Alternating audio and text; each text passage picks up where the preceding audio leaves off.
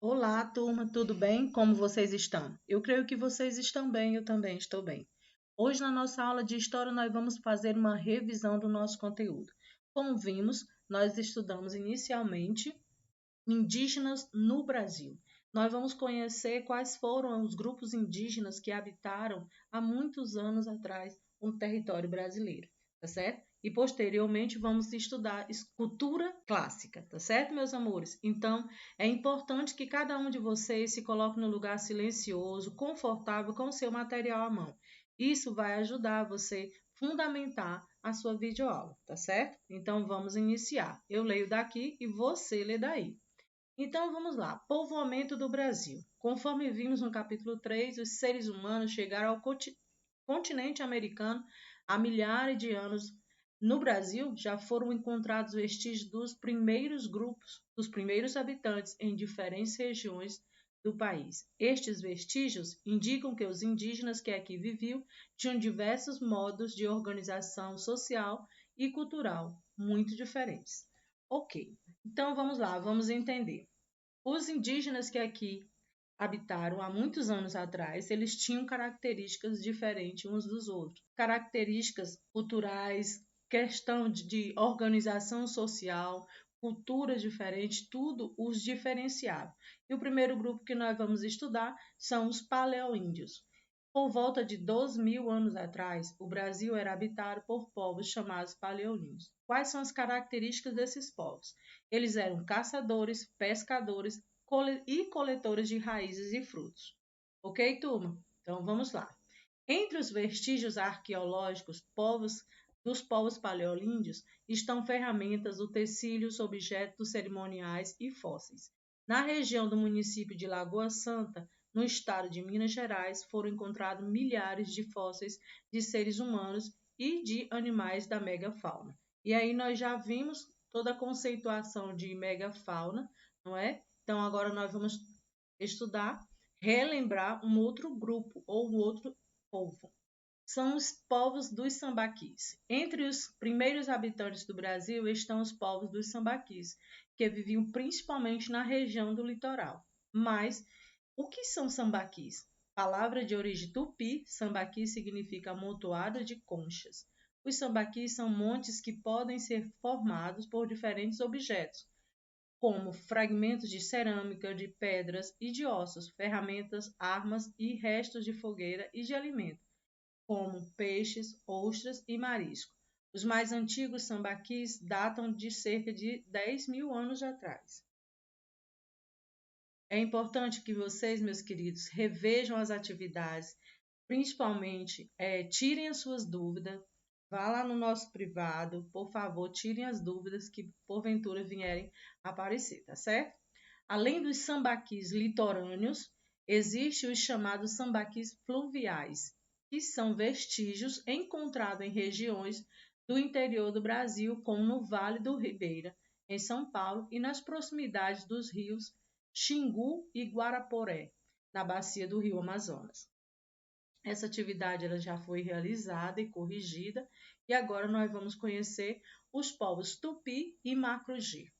Como foi que foi feita essa divisão? Primeira coisa que a gente vai estudar. Essa divisão ela foi feita com base em uma diferença linguística, ou seja, entre o tipo de língua que esses povos falavam. E aí nós vamos conhecer dois troncos linguísticos, o tupi e o macro-G. Fazia parte do tronco tupi a língua dos indígenas Arara, Guarani, Potiguara, Tupinambá, entre outros. Por volta de 2.000 anos antes, 2.000 anos atrás, seguindo o curso dos grandes rios, alguns desses povos migraram da Amazônia para outras regiões do Brasil, ocupando principalmente o litoral. Macro-G. Os povos do tronco linguístico Macro-G viviam nas regiões de litoral do Brasil, quando os tupis passaram a ocupá-las. Eles entraram em contato com os tupis e muitos acabaram migrando para o interior, ocupando também regiões do sul do Brasil e do Planalto Central. Entre os macro-G estavam os caiapós, cangás e chavantes, bororó e caiapós.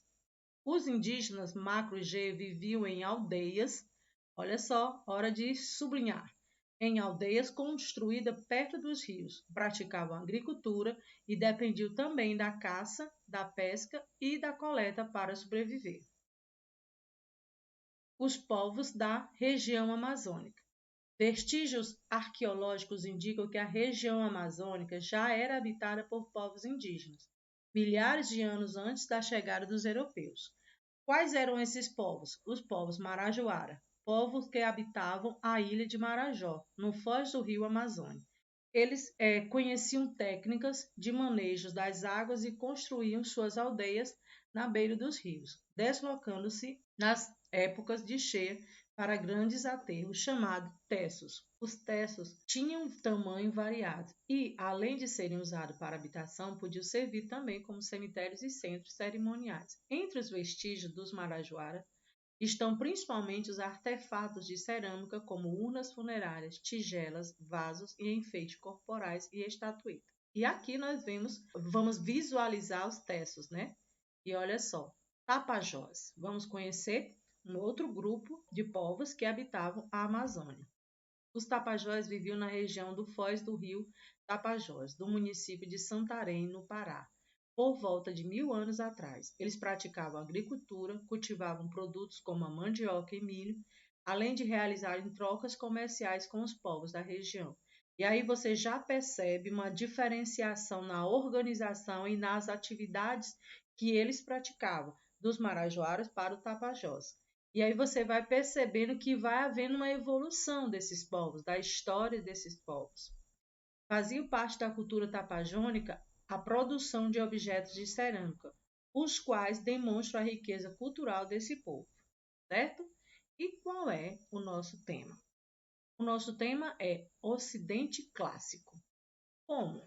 Nós saímos do primeiro tema, não foi? Que foi povos indígenas, e agora nós vamos estudar Ocidente Clássico. E aí eu já peço de já muita atenção, tá certo?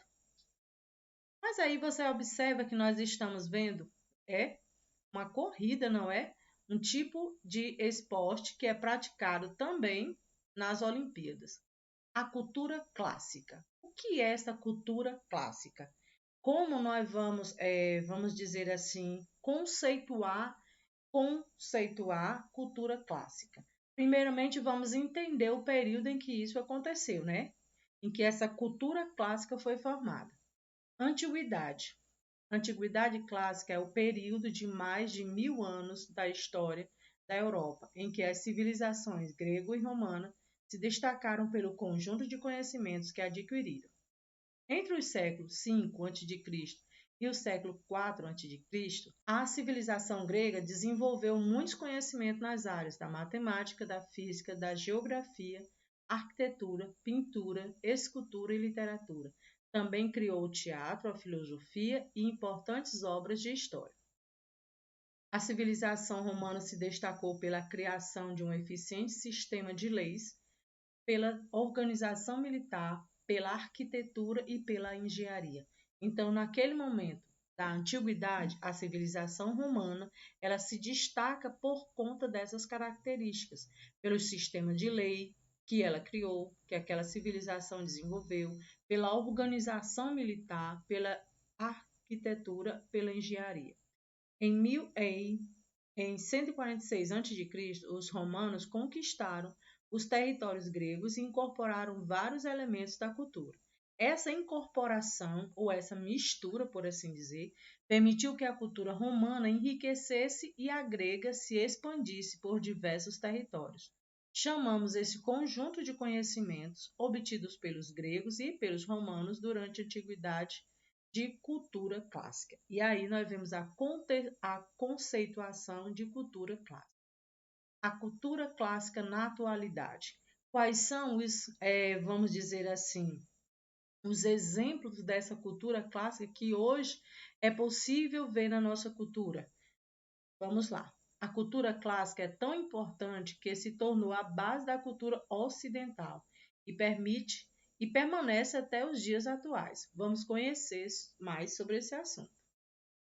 As artes, quais são as características das artes que hoje nós temos que faz parte das características ou que vieram da cultura clássica.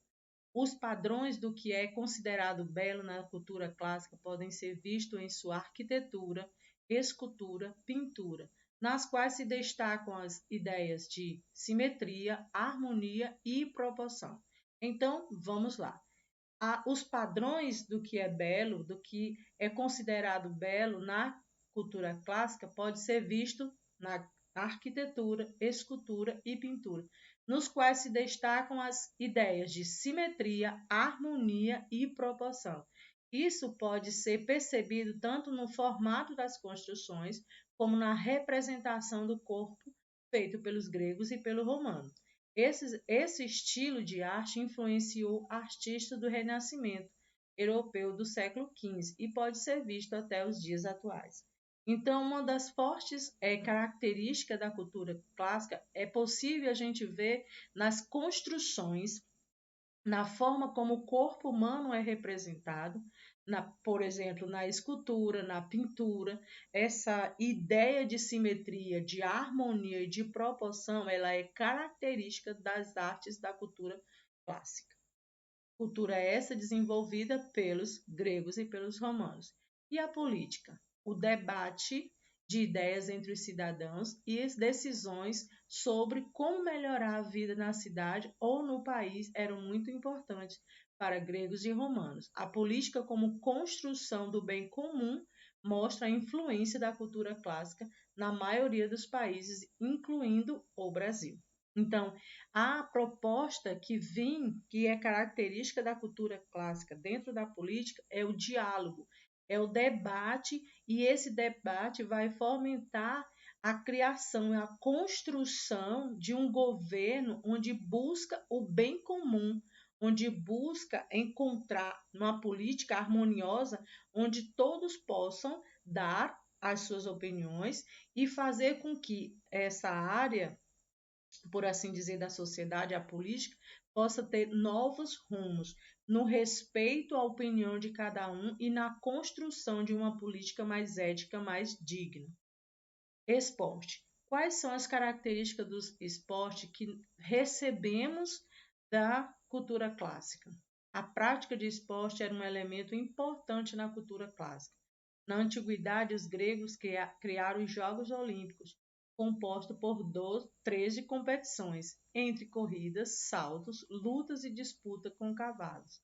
Os Jogos Olímpicos da Era Moderna, como conhecemos, tiveram início em 1896 e atualmente contam com competições em 42 modalidades. E aí nós vamos perceber, quando a gente estuda cultura clássica sobre também esporte da cultura clássica, nós vamos perceber que as Olimpíadas, por exemplo, é uma característica que nós já recebemos dos gregos e dos romanos.